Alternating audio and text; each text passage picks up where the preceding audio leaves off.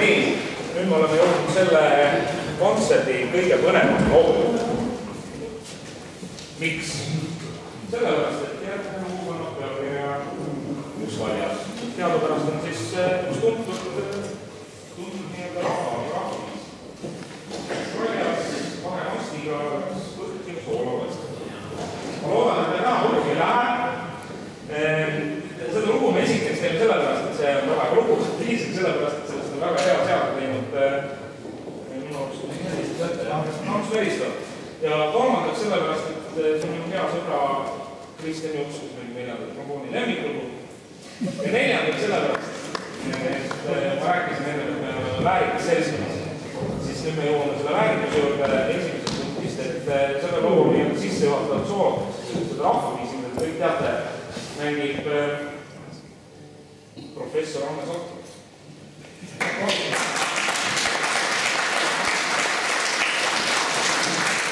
Ja kes ei tea, kes on professor Anne Sotro, siis tema on klarnetiprofessor Eesti Muusika- ja Teatriakadeemias. Mina õppisin seal, mis ta oli ka Puhkli osakonna dekaani. Täna on ta taksakondeks. Tema poeg muideks oli eelmise aasta klassiga tähtis.